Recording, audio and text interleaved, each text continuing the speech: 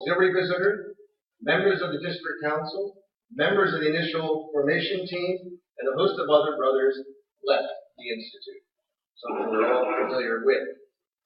So when it came time for me to start taking vows, and certainly to take final vows, I asked, what's the point? What does final really mean? And what did poverty, chastity, and obedience really mean in the day-to-day living of my life as a young brother? Okay, chastity I got, but the others. Then in the early 1970s, the Institute's International Vow Commission conducted a survey of the young brothers in the Institute and those responsible for their formation. And that survey was to look at their understanding of the nature of our consecration. They concluded that there was widespread confusion on the fundamental meaning of the vows as an expression of our consecration. So, at least I know I was not alone in my feelings at that time. But so in hindsight, I am grateful that the calls for the suppression of our specific vows at the 39th General Chapter were not heeded. Instead, wiser voices recommended that we retain and rename our specific vows in the hope that at some later time we would grow into a better understanding and acceptance of them. And while these specific vows were not highlighted in the initial formation of most of us, I think we can all agree that it was and is the spirit behind the vow of association that attracted us to the brothers' vocation. As students, we saw and interacted with brothers who taught us. We encountered a group of men who, together and by association, took an interest in us, were available to us, and inspired us by their camaraderie and a commitment to a life so different from many other adults in our lives. In order to briefly address the topic that was given me today, a topic that our panelists had 5 weeks to absorb, I do need, in the brief time, to say a few comments about the vow of association at its origin, quick review of its evolution in our lifetime, and a few reflections. And brothers, I do this certainly not as an expert on the vow of association, but as a brother like you trying to understand it and live it more faithfully and fully. I know in general we're familiar with what happened with the heroic vow in 1691 and the vow of association in 1694 that De La Salle and 12 brothers made. Our Lasallian scholars who have researched these for us have studied the history behind the vow, and they offer several convictions that they believe motivated De La Salle to take the steps that he did. This morning, I just want to limit myself to 3 of those convictions regarding our vow of association at its origins. It was a faith response to a crisis, it was an act of creative hope, and it was a plan of action. Circular 461 reminds us that the crisis De La Salle and the Young Society was facing in 1690. At the threshold of his 40th year, De La Salle faces the collapse of his entire work. Some brothers have died, some have left, and there's no external support for the fledgling society. In this context, he makes the first conviction, an act of faith, yet one more time to surmount the crisis and to move on. With Nicholas Goyard and Gabriel Roland, he consecrates himself, as we know, unconditionally, even when begging for alms and living on bread in order to achieve it. In the analysis of that vow formula, Brother Michel Sauvage stated that De La Salle firmly believed God committed him to the establishment of the society. It was God's work, and therefore he could not give it up. The living God who had been there at the start, who was ever present in De La Salle's dark night and spoke to the heart, would always be at hand. He would continue to call De La Salle to creative work and would give the necessary strength and light to answer positively. Michel Sauvage saw this vow as an act of recreative hope. Hope, yes, from the transcendent God in the form of the Blessed Trinity, so familiar to us, but also a hope that rested on human signs. Members had left, yes, we saw that, but others remained.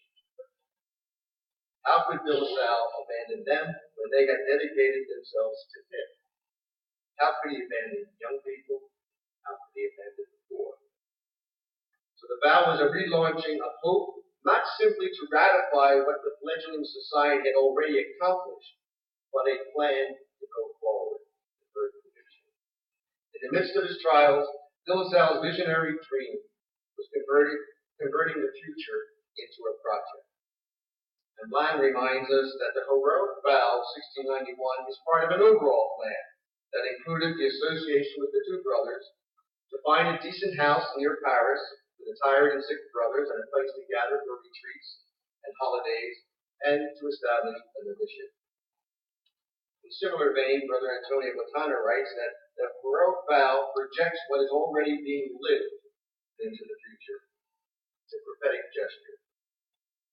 They state that God is present in what they are endeavoring to do, and that is why, in spite of apparent fragility, they can commit their life in giving continuity to the experience, a future not yet built. So in summary, in terms of the origins, the vow of association recounts a gospel journey. It is a faith response to a crisis, an act of recreative hope, and a plan of action. Above all, association is not an end in itself, but a means to an end. The Christian education of the artisan and the poor who are far from salvation. Now we fast forward to the 20th century in our renewal chapter, 1966-67. The 39th General Chapter keeps our specific vows, as I mentioned, and renames them Service of the Poor through Education. It had been teaching the poor gratuitously, and Fidelity to the Institute. It had been stability.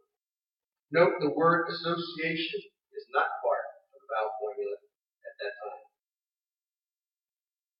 Why did the chapter in 1966-67 decide to retain our specific vows? According to the documents, 3 reasons. The Second Vatican Council and the chapter following its lead were leaving and giving primary stress on the value of religious consecration rather than on vows.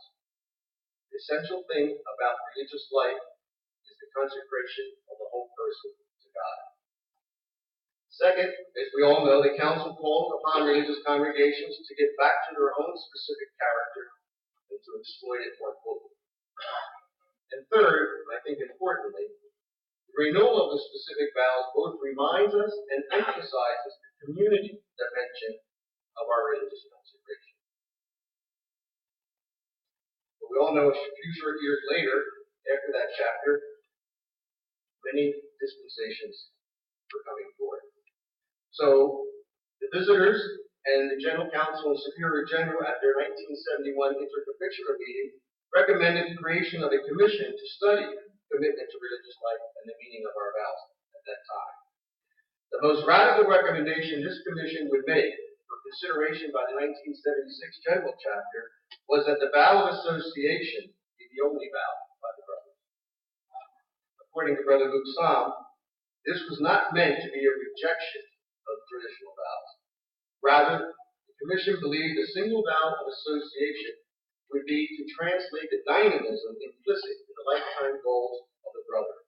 It would give more direction to the canonical vows. That is, a witness to a simple lifestyle, service of the poor, commitment to community life, and personal and communal search to discover the plan of God. This recommendation, however, and the entire report of the commission, according to Brother Luke, never entered into substantive deliberations at the chapter. And so he says the attempt to give first place to the vow of association, and perhaps our only vow, died a mourning at the 40th General Chapter.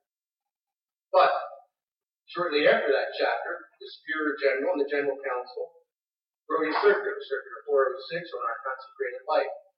And in that circular, it's noted that while it's not a vow any longer, there is a renewed interest among the brothers in association. So something is happening. And we saw what happened in 1986 at our General Chapter and our 1987 rule. There, the original terminology of our specific vows and the spirit behind them are restored. In the words of Brother Alvaro, What the founder had united at the very beginning would once again be united 260 years later. Association with the educational service of the poor. That would be also the theme of the 43rd General Chapter in 2000.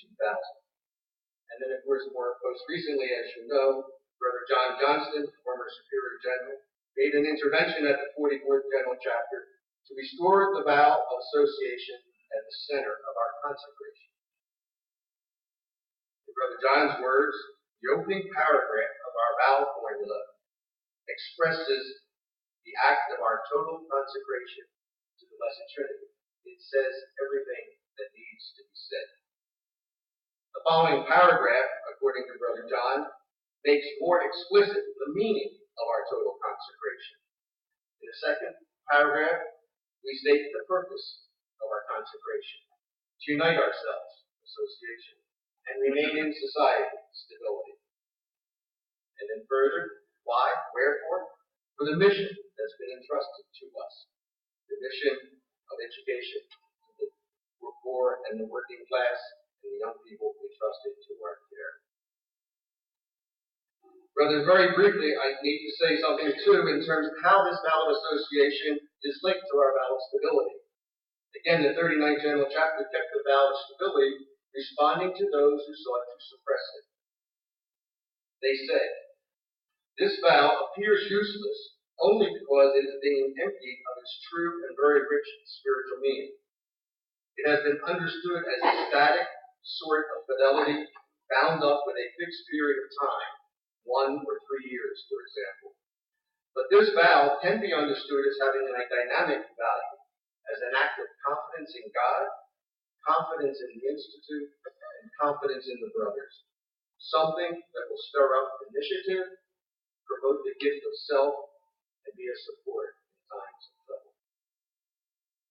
In other words, we are associated together for mission, and we are faithful to one another for this mission. We consider fidelity to our vocation as a response to God's fidelity to us.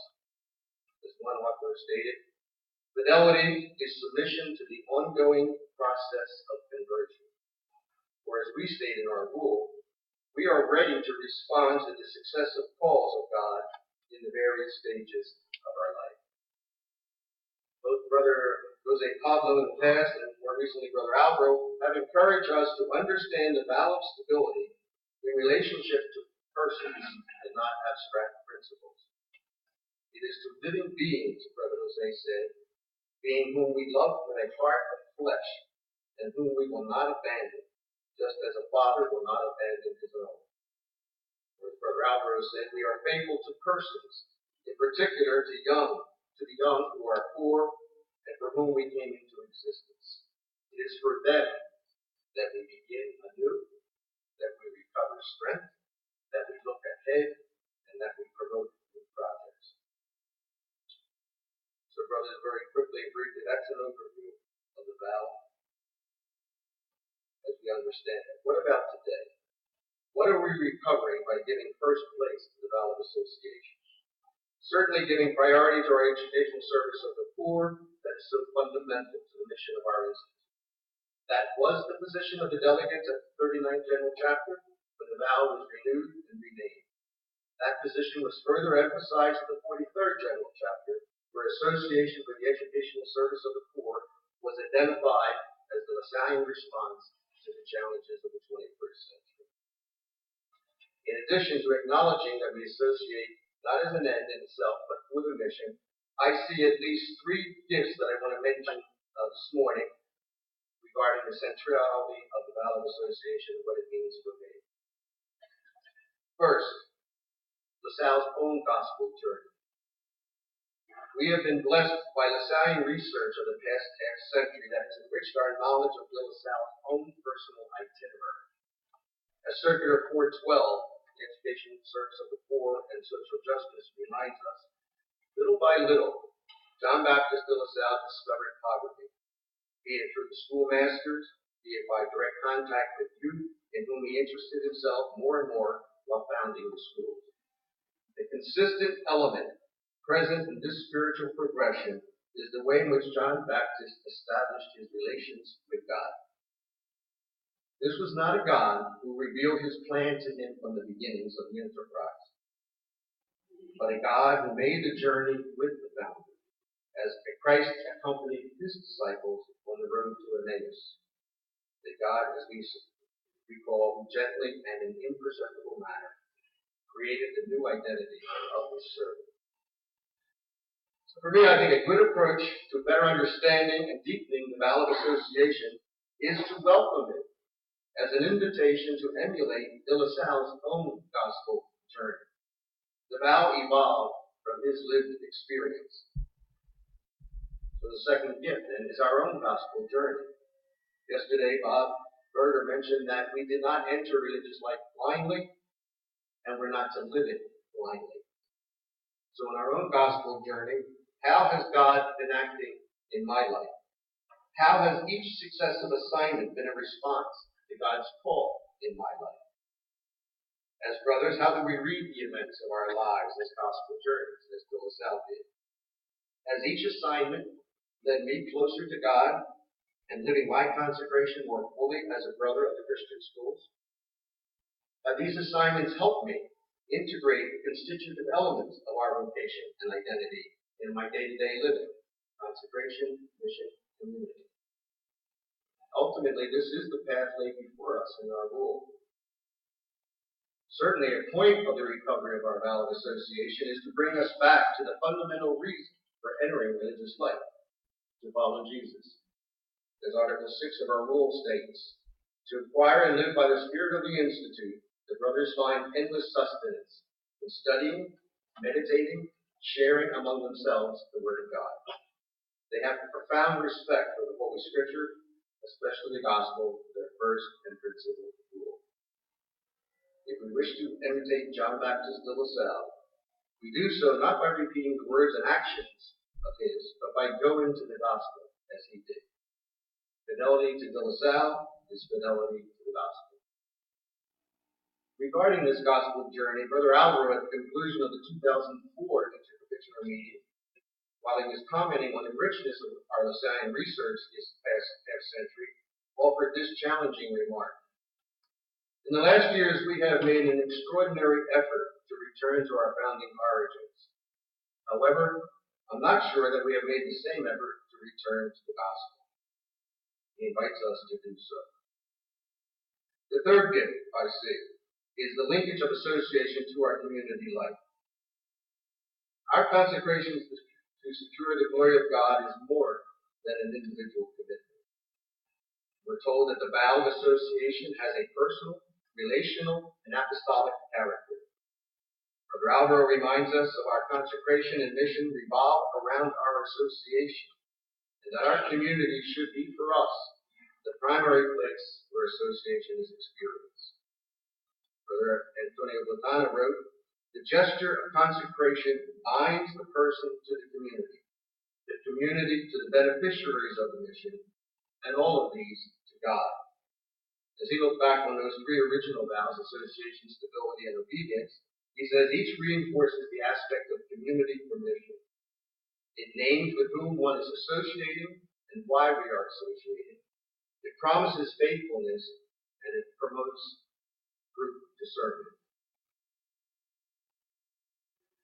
Of course, the communal nature of our vow is most beautifully expressed in De La Salle's Meditation 39.3. Since God has given you the grace of calling you to live in community, there is nothing that you should do more earnestly than ask of Him that this union of mind and heart with your brothers. Only by means of this union will you acquire that peace which ought to be all the joy of your life. Entreat the God of hearts to keep your heart and those of your brothers in the heart of Jesus. Brother Miguel Campos once said in reference to this meditation, it is from the depths of each one of us that God is speaking. We discern God's voice together. That's our association.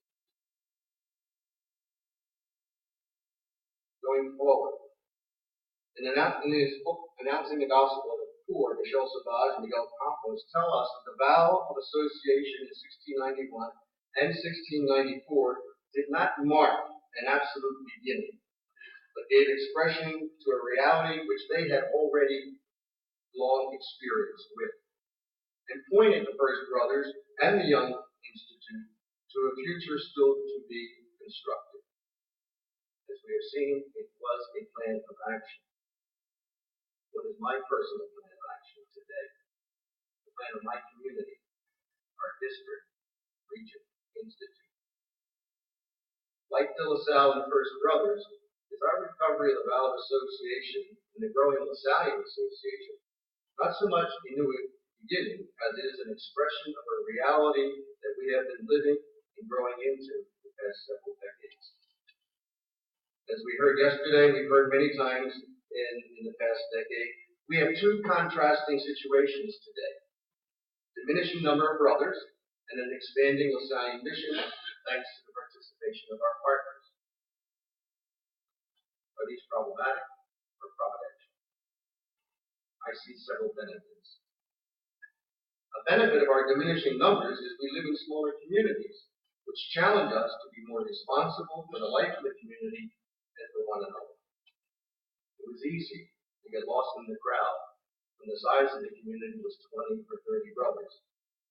In a community of 30, I might say, and in fact I did. No problem sleeping in this morning. I won't be missed. There'll be plenty of other guys there. But in a community of 3 or 4, you will be missed.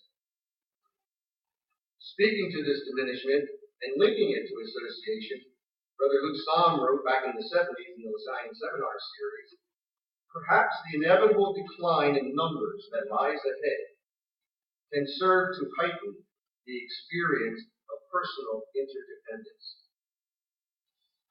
And if that happens, it's not unthinkable then that in due time and with sufficient preparation, some further future chapter might propose and endorse the one valid association as the best means to express the consecration of the brothers.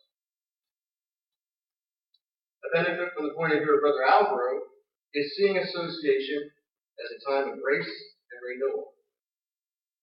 He says, I know that within the Institute, some brothers have their doubts about this, and they fear that a rotation might be watered down. Personally, he says, I think just the opposite. We know that charism came from a movement, and we have made it into an institution. This is an inevitable and necessary process. But it is important to revive the fire that gave birth and to relive the mystical moment of our origin. Something Bob Berger was talking about yesterday.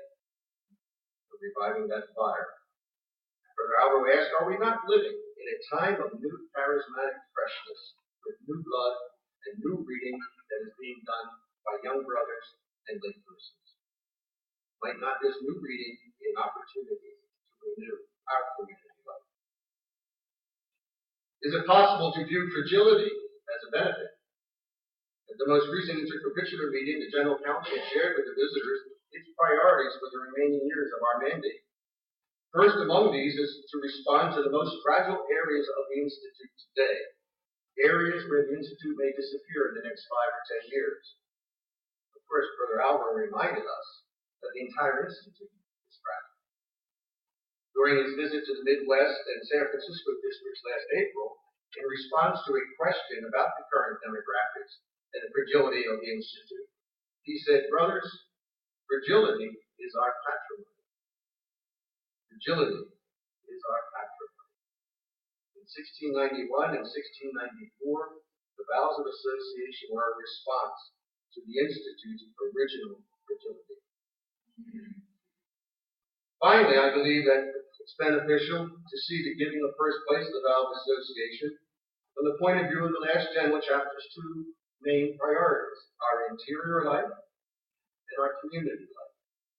And I think we can understand this if we see it in the same faith context we just looked at the decisions of De La Salle in 1691 and 1694. Brother Michel Sauvage, reflecting on that, says, at the beginning of the Institute, De La Salle ponders the bitter failure of the departure of almost all of his first companions in light of the gospel and spiritual freedom. He understands that when it is a question of a vocation in an evangelical project, structures, though essential, cannot make up for the lack of vocation or the absence of interior assent. Fortunately, some other young men come forward, men whom De La Salle says are anxious to know Jesus Christ crucified and to devote themselves to a ministry in favor of the poor. La Salle will henceforth dedicate himself to changing men to interior men, men of the Spirit. That's why I believe that the 44th General Chapter, with its emphasis on interior prayer and community life, was so providential. The 44th General Chapter may not have been as glamorous as the Renewal Chapter, 66-67, with its inspiring declaration of a brother in the world today, but it recalls what the Declaration and all Institute documents have said since. Renewal and creative response to new realities happen when it is lived and led by men of the Spirit who live and thrive in communities where the experience of God is shared. So in conclusion, what is the Ballot Association inviting us to today? I think it's inviting us to reflect on our own personal gospel journeys and that of our districts to discern collectively how God is acting in our lives and calling us. It invites us to make our communities places where we cultivate together and by association our relationship with the God of Jesus. It invites us to develop new projects or support projects already underway which are meeting the urgent educational needs of our day. It invites us to welcome what is embedded in this secret of our lives, something we need to keep coming back to, the ongoing formation that we receive from one another. And it invites us to dedicate ourselves to accompany our partners, and with them, be authors of new expressions of Ossalian charism today. A charism until this time carried out by celibate men, but now charism shared with laity, particularly women and other religious.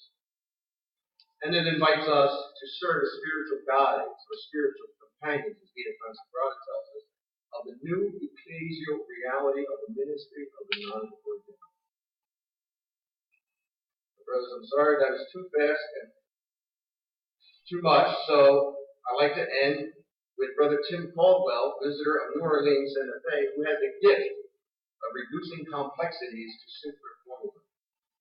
His June of the Ballot Association, he does in the context of 4 words. Now, how, thou, thou.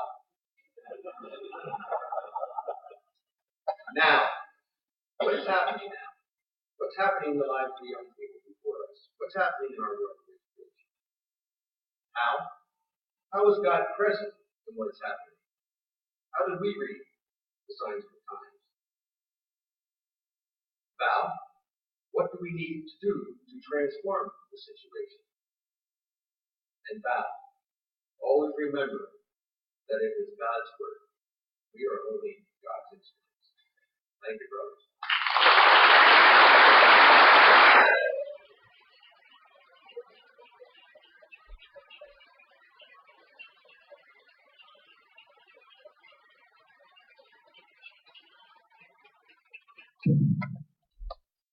We were asked to make a few comments based upon Mark's presentation.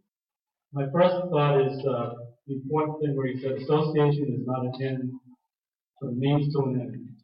Association has no existence or reality aside from the fact of our mission, the Ossalian mission, the Ossalian enterprise, the Ossalian heritage, and the Ossalian evangelication. This was emphasized over and over again during our experience in Rome. The other reality is we would not be here today if it were not for the heroic vow of 1691. None of us would be here. And there is no future of Ossalian mission without association. These are realities that we face. Part of our guiding focus in Rome was a visual image which was created by Rich for us. The image you've seen probably, tradition, transition, transformation. And that guided us. In the tradition part, in a recent presentation by Jerry Montgomery, he decided that we need to stop using the word tradition and talk more about heritage, because heritage is something precious which we inherit. We've inherited the precious Thessalian mission, and that's the driving force for the movement of association today. We were asked to give a reflection after, I think, maybe 10 days of our experience in Rome, the Association Assembly. I'm just going to read a couple of paragraphs that I wrote as my reflection, which I think sums up this the comment that I'd like to make. We have been reminded that we are in a transitional period toward the creation of a new response, a new vision, the transformation of our understanding and living with Salving Association today for the sake of our mission. It is my belief that the period of transition is over. It is time for action, something I said earlier today. We are being called to refounding of Lasallian charism and mission. We need not bind ourselves to past history. We need a new heroic vow embraced by Lasallians everywhere, committed to the service of the least, the last, the lost. We need, like our first brothers, a heroic vow to meet the challenges and opportunities of today that will guarantee the future of our precious Lasallian mission. We need to move beyond the limitations of Institute to the creation of a prophetic, charismatic, inclusive Lasallian community and family. Brother Alvaro stated in his reflections with us that we were born for the poor. We were born for the poor. That was the founding passion and the common purpose of our founder and his brothers. As Lasallians today, we are being called to be manufacturers of hope for those among us that are most in need. We need to be ambassadors for inclusion, respecting all cultures, races, religious traditions. We need to be animators of the Lasallian mission and advocates for the rights and needs of children. We need to courageously move from tradition through and beyond transition for the transformation of who we are individually and collectively as a Lasallian family. We need to affirm and live out the reality that is only together and by association that we have been called to be and to do will bear fruit. The transformation of mind and heart calls us to a new vision for Lasallian formation that will reach the global Lasallian community, and a new vision of what it means to be in good association tradition. Formation is and must be the foundation upon which the future of the Lasallian mission will be guaranteed.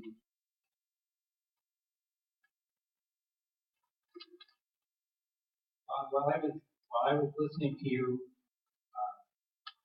my main thought was how long it probably took you to get there. And really, I would be projecting it would take me a couple of months, and I would wake up at night, and I would go through about 10 editions. Am I close at all? Thank you. And Sean reminds me of 3 points.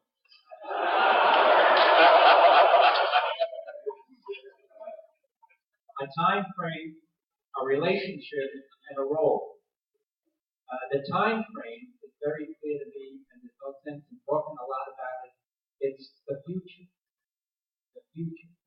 And Bob, I think you emphasized that this all leads to a future. The relationship, and it's just me perhaps, but more and more these days, I think of a relationship of a grandparent. Some of you may have had similar feelings over the last couple of years. Or you may have a lot of friends who became grandparents.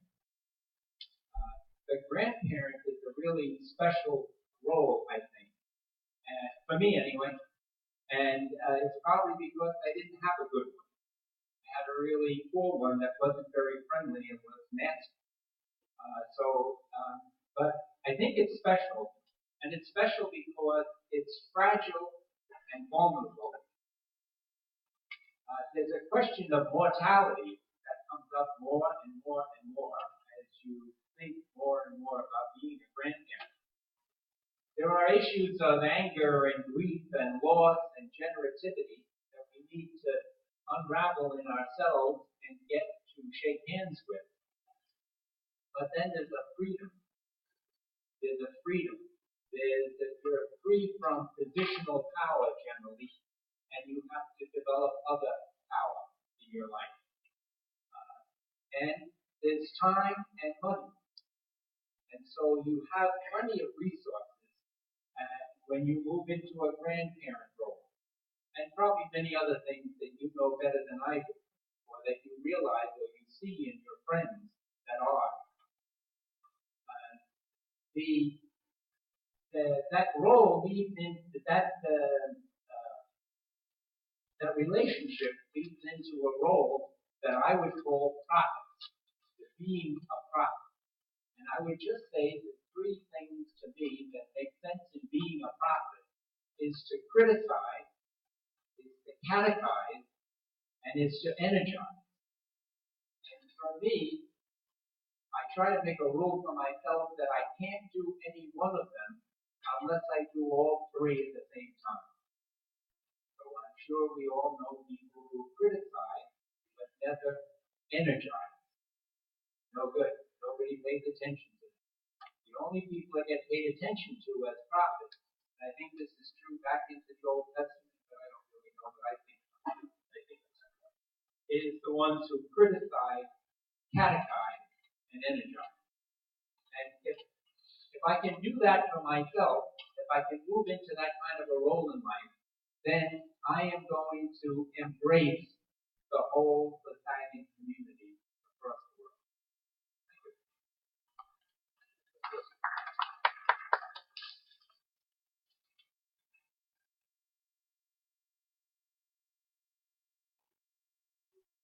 One of the reflections that I have on what Bob said really has been percolating in my mind for any number of years.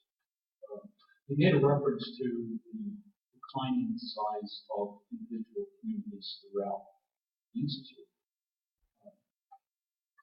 My experience has been, for most of the time that I have been in the active hospital, which is now 4 decades, I've generally lived in very large communities. And this year I will be living in a very large community of 12. And one of the things that Bob mentioned was the need, as the numbers decline, that there is a need for brothers to become more involved with the community and so on. I remember the point that Bill Mann made yesterday when he returned to the United States after being a vicar. He was living in a community and he went out the next day and cleaned out gutters. And having done that, that's a kind of an exciting task, and you want to step ladder and you feel like you're on top of being fresh people. But I think what we need to understand is it's not the numbers, it's the level of engagement. I think our historic experience has been one of what I refer to as an institutional model. You know, this entity took care of us. And there's a corollary to that. There are action agents within a community who handle the temporalities, if you will, managing the provision of our meals, the maintenance of our home, and so on. But I would think that regardless of the number of brothers in the community, I think a real challenge for us today is to be engaged. That we do talk about where the experience of God is shared. That's a very important element. I believe someone mentioned yesterday the notion of, well, we really need to develop a vocabulary. How do we go about doing that? But I think the challenge for us going forward in community life is to really re-envision what we're about, to I think be more intentional about our community, because that's what association, as I understand, is all about, to associate together. And it was the brothers who first associated. I wonder if we're not focusing too much on association between the brothers and the stallion partners. I think we need to remember that we first associated with each other, and that's a real challenge for us.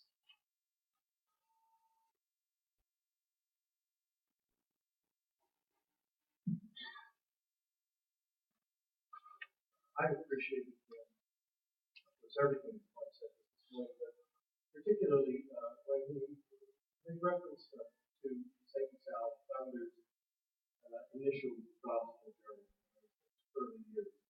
He was taking his ideas and imagery from Circular 412. He thinks that God, this was not a God who revealed his plans for the founder immediately and clearly.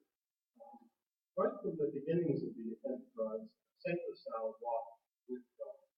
God who made the journey with the founder as Christ had come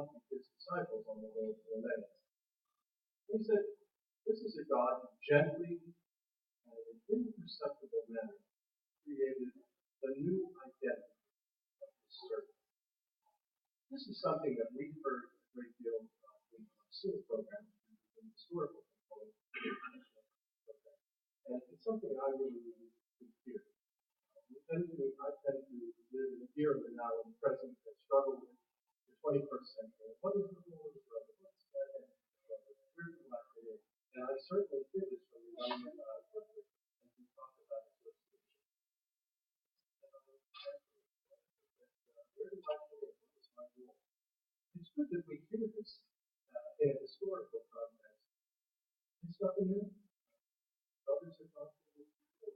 April Monday refers to the early first generations of brothers as historic. I'm speaking of historic, but the early generation who struggled with these same questions. And I think I suggest to you, brothers, that we have another heroic generation of brothers. Young men who are teaching their life. They see something here, just like the first generation of brothers. They're approaching association and Stalin mission in a spirit of faith and hope. This is something that we can take reassurance in.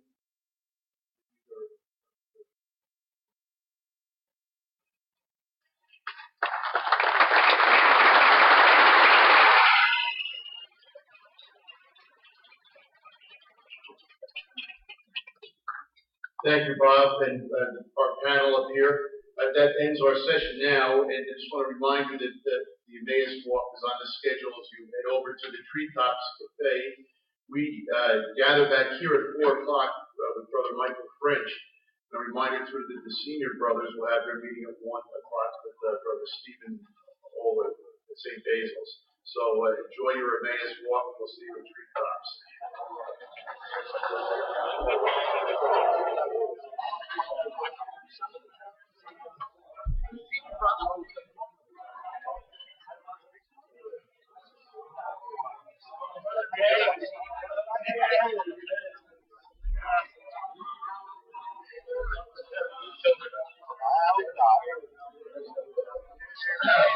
Good job, kiddo. I know, I got my foot on it. Two guys tried to trip me. I think you were drinking, that's what it was.